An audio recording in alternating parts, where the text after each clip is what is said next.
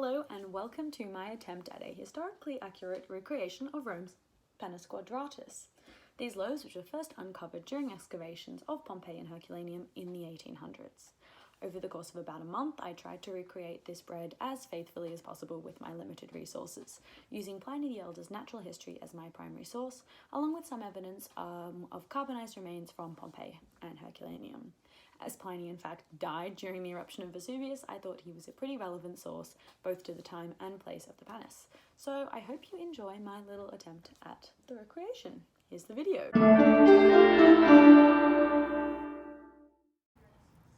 The first grain I experimented with grinding was millet, because this is what Pliny the Elder, in his book A Natural History, mentions as specially used for making leaven for bread. And the reason I ground it in a mortar and pestle is not because it's what they did. They used larger grain mills pulled by donkey. It's because I did not have a grain mill and this was the closest thing I had. And indeed, there is a passage in Pliny where he mentions a method of milling and grinding grain. That was with a mortar and pestle, but that was a form of slave labor.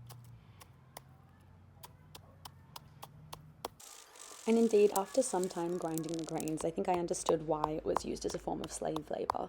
I mean, not only was it incredibly time-consuming, but the physical position of mortar and pestling all day was quite draining.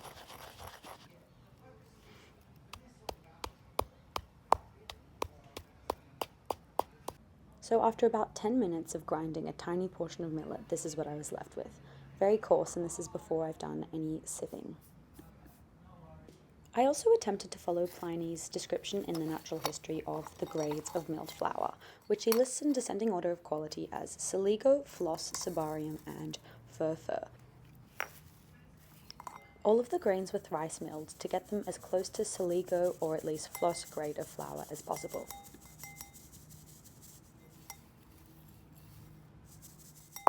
To give you some reference for Roman flour, Pliny writes that even an extremely fine sieve would have allowed flour the size of a grain of sand to pass through, so it means that their flour was certainly a lot more coarse than what we have as flour today.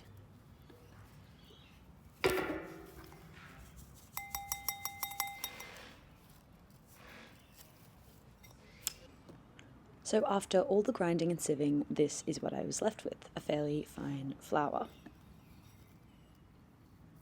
Yet there was no way I was going to repeat that with the rest of my flour, so I turned to modern technology, the NutriBullet, to grind up the rest of my millet, but I did go on to perform the exact same 3 sievings.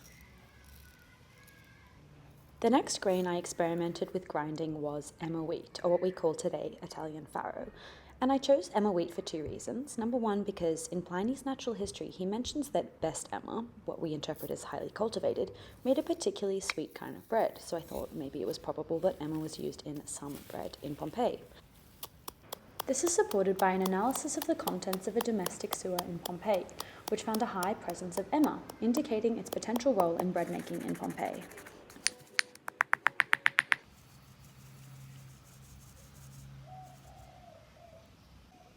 After each round of sieving, I would put whatever was in the sieve back in the mortar and pestle and grind it up all again. And wow, the mortar and pestle was truly one of the most inefficient ways of grinding anything that I've ever experienced. I do not recommend it to anyone.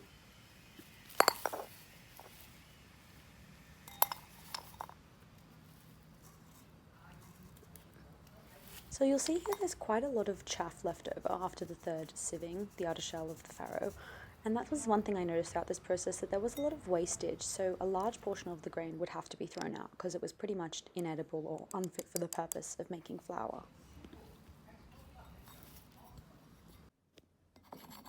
And here's a look at the final flour I was left with for the Emma.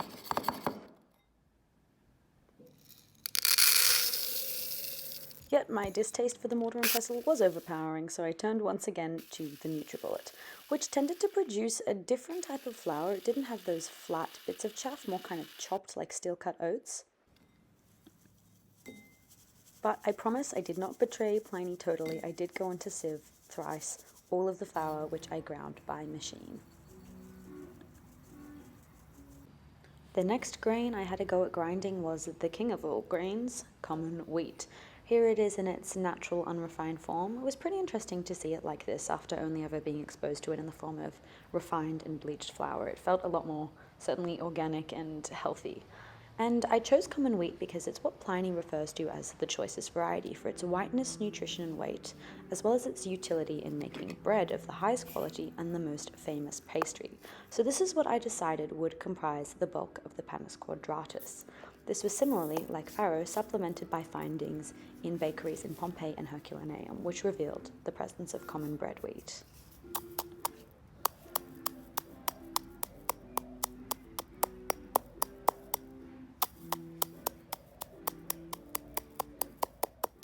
I'm not sure if you can see here, but the grains are definitely bouncing all around, which is another way I lost quite a lot of grains during this process.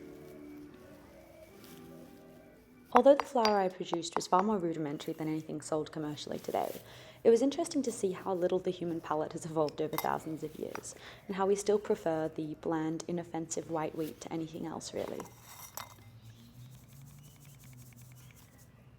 And here is the chaff left over after the third round of sieving, and there is behind it, the white flour that was left.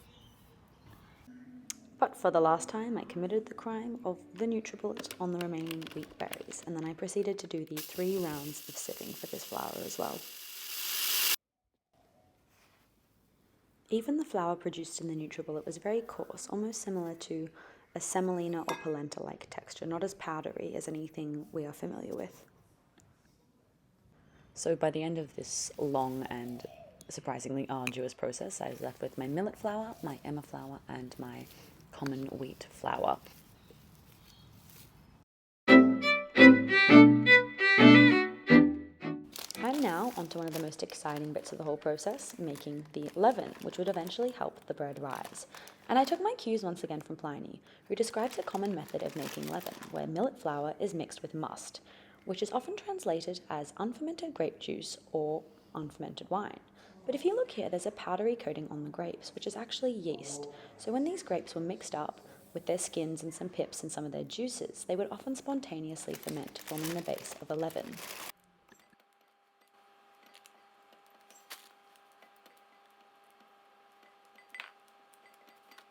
So, like any good winemaker, I did this by foot. I'm just joking. I did this by hand. I took all the stems off and then I crushed the grapes up pretty well, and I left their juices and skins and pips all in there, so it was quite a thick mixture.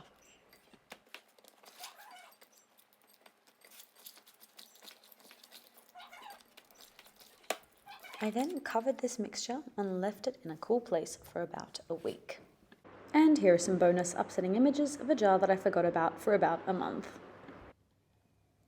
And finally, after one warm day, the grapes decided to ferment, and you can see the bubbles there, and that's a good sign that fermentation has occurred.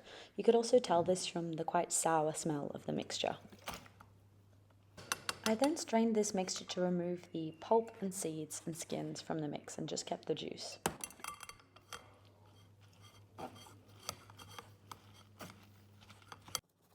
And here I added a cup of the millet flour to the juice mixture.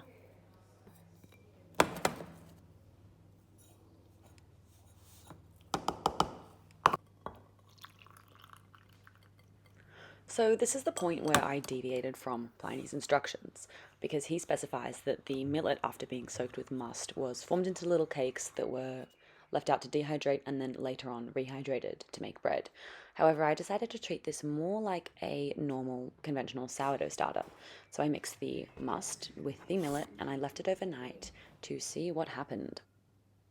And as you can see, the bubbles here indicate a very successful fermentation of the millet.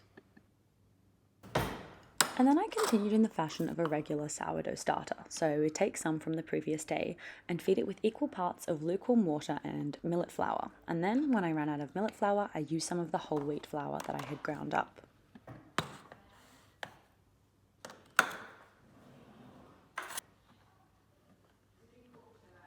I learnt a lot about yeast and bread making from this process. It does really feel like you're taking care of some alive, small, strange animal. I justified my use of whole wheat flour in the leaven because Pliny also mentions another method of making starter, where dough from the previous day's bread was used to start a new batch. So I thought that it was pretty likely that in the time of Pliny, perhaps even in Pompeii, that some breads would have been started with whole wheat flour. And a sourdough-like method.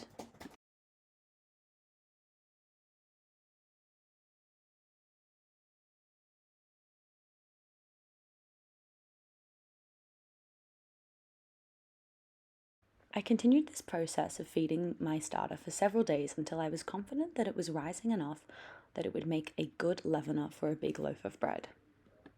So on the morning of the bread, this is what the yeast looked like, very, very bubbly, which is excellent, which means it will help the bread rise. And here I measured out all of the wheat flour and all of the emmer flour that I had. I think it was just under a kilogram.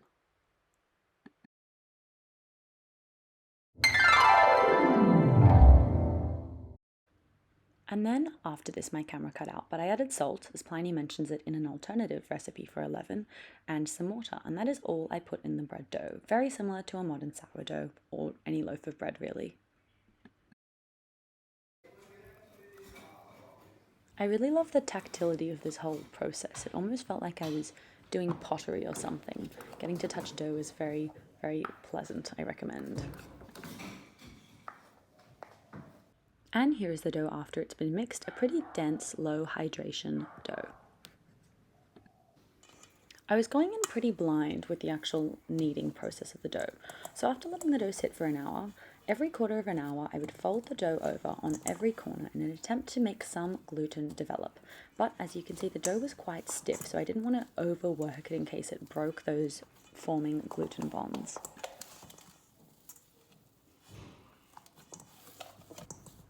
I have a suspicion that even my thrice sieved flour was much coarser than what was used in Pliny's time, and I think this perhaps accounts for the breakage I found when I tried this folding technique.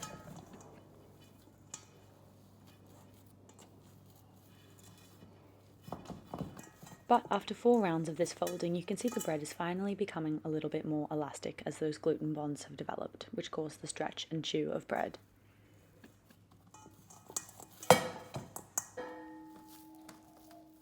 And now for the most exciting and fun part of the process, shaping the loaf.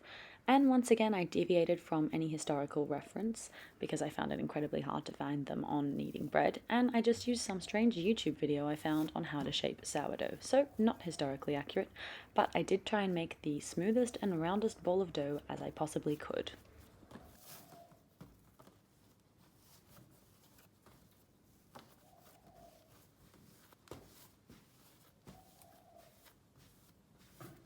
I was really surprised at how much I genuinely enjoyed shaping the dough and just feeling it. It was excellent. Would definitely, again, recommend.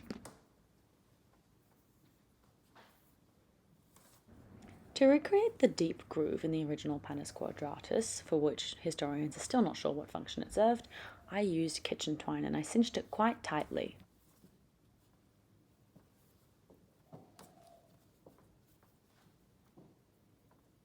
And now onto the part that gives the panis quadratus its distinctive shape, the 4 bisecting lines, which are quite a hotly contested topic, as there is a complete absence of any material or artistic evidence of an implement that could have made these lines. However, I chose to go with the same twine that I wrapped around the center of the loaf. In hindsight, I definitely could have made these deeper, as after baking they expanded and weren't as deep as the grooves in the original loaf.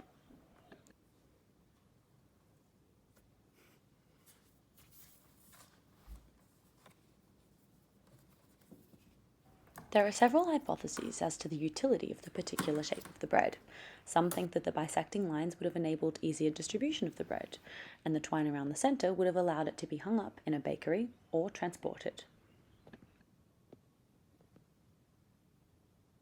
And here is the bread before its final proofing, and here is the bread after its final proofing, and oh my god, I was so happy with how well this bread matched the original.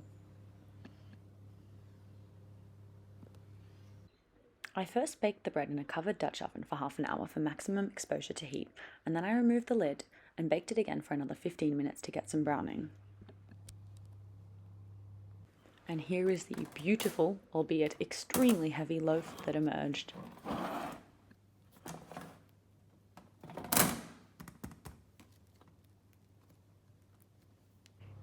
here is a comparison with some modern day sourdough so that you can really appreciate the density of this loaf.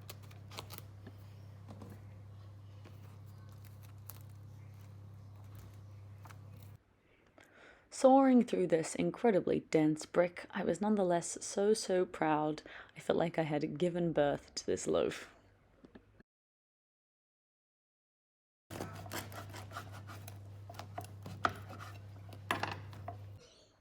Although this bread was incredibly dense, it was nonetheless quite moist. It reminded me of a modern day rye loaf.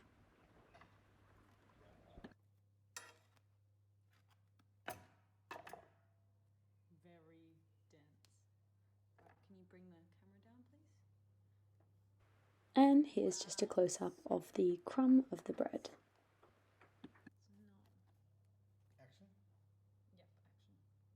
And like a good Roman, I had my bread, my panis quadratus, with some olive oil. The bread was surprisingly nutty and sweet. I think that maybe came from the fresh milling of the grains and the addition of the farro, but I think I drastically undersalted it, as I had no guide for how much salt to put in. And here's just a final comparison of my loaf to the original panis quadratus, the carbonized remains. Thank you so much for watching this video. I hope you enjoyed it.